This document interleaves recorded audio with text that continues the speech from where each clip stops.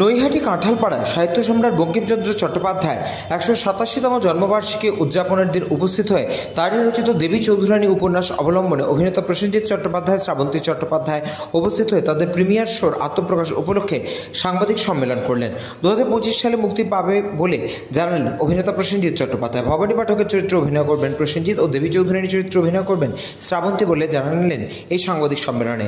সকল দর্শকদের উদ্দেশ্যে এই ছবিটি বেশ কয়েকটি ভাষায় দেখা যাবে বলে জানান অভিনেতা প্রসেনজিৎ চট্টোপাধ্যায়। প্রথমেই সবাইকে ধন্যবাদ জানাতে চাই, আপনারা এতটা করে এসেছেন আমাদের এই জার্নির সাথে। আর খুব ভালো লাগছে যে আজকে আমরা যে স্রষ্টা এই গল্পের, এই দেবী চৌধুরানীর যে স্রষ্টা, তার বাড়িতে এসে আমরা আমাদের প্রচার শুরু করছি, আমাদের দেবী চৌধুরানীর প্রচার। খুব ভালো লাগছে। আপনাদের সাপোর্ট ছাড়া আমরা এক পাও এগোতে পারবো না, কারণ আপনারাই মাধ্যম, আমাদের মিডিয়া বন্ধুরা, যারা সব জায়গায় ছড়িয়ে দিতে পারবেন এই নিউজটা যে আমাদের একটা ছবি আসছে যার নাম দেবী চৌধুরানী।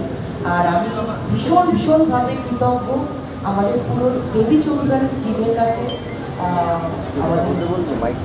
হ্যাঁ, সবাই ওকে।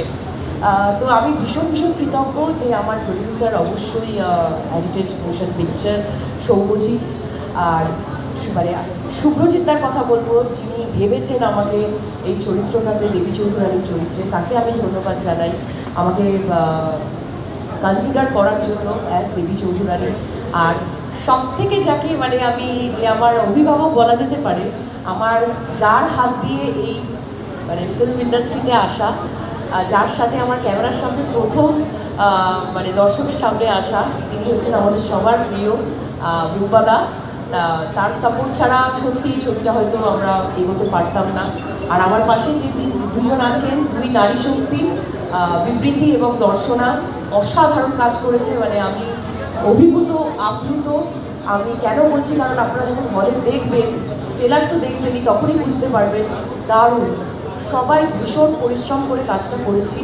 তো আপনাদের আশীর্বাদ চাই। আর আমি চাইবো আপনারা সবাইকে বলবেন, পুজোতে রিলিজ হচ্ছে 2025-এ। বিশাল বড় একটা স্টেপ আমাদের তরফ থেকে। 2 বছর ধরে আমরা এই ছবিটির সাথে আছি, আর আরও জার্নি চলবে। আপনারাও পাশে থাকবেন।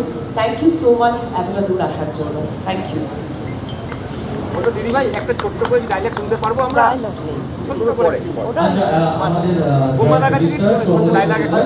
ছবির একটা ছোট্ট ডায়লগ।